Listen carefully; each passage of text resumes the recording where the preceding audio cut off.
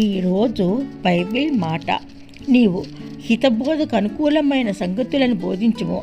ఎలాగనగా వృద్ధులు మితానుభవము కలవారును, మాన్యులను, స్వస్థబుద్ధి కలవారును, విశ్వాస ప్రేమ సహనముల యందు లోపము లేనివారునై ఉండవలననియు, అలాగుననే వృద్ధ స్త్రీలు కొండెం కత్తెలను మిగుల మద్యపానాసక్తులనై ఉండక ప్రవర్తనయందు భయభక్తులు కలవారై ఉండవలననియు, దేవుని వాక్యము దూషింపబడకుండునట్లు యవ్వన స్త్రీలు తమ భర్తలకు లోబడి ఉండి తమ భర్తలను శిశువులను ప్రేమించువారును, స్వస్థబుద్ధి కలవారును, పవిత్రులనే ఉండవలని, పనిచేసుకుని వారును మంచివారినై ఉండవలనని బుద్ధి చెప్పుచు మంచి ఉపదేశం చేయువారినై ఉండవలనని బోధించుము.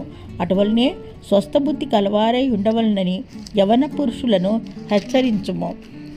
పరపక్షం మందుండువారు మనల్ని గూర్చి చెడు మాట ఏది చెప్పనేరక సిగ్గుపడినట్లు అన్నిటి యందు నీవే సత్కార్యముల విషయమై మాదిరిగా కనపరుచుకొనుము.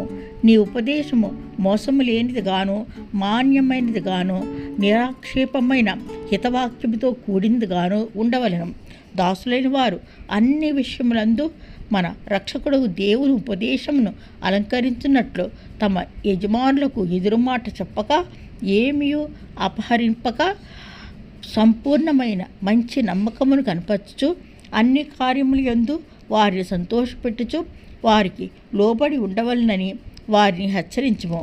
ఏలనగా సమస్త మనుషులకు రక్షణకరమైన దేవుని కృప ప్రత్యక్షమై మనము భక్తిహీనతను, ఇహలోక సంబంధమైన దురాశలను విసర్జించి శుభప్రదమైన నిరీక్షణ నిమిత్తము మహాదేవుడును మన రక్షకుడునైన క్రీస్తు మహిమ యొక్క ప్రత్యక్షత కొరకు ఎదురుచూచు ఈ లోకంలో స్వస్థ బుద్ధితోనూ నీతితోనూ భక్తితోనూ బ్రతుకుచుండవలని మనకు బోధించుచున్నది.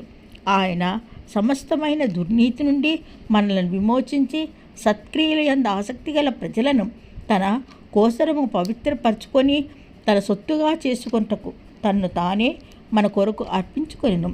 వీటిని గూర్చి బోధించుచు హెచ్చరించుచు సంపూర్ణ అధికారంతో దుర్బోధన ఖండించుచుండుము. నిన్నెవరిని తృణీకరింపనీయకుము. ఆమేన్.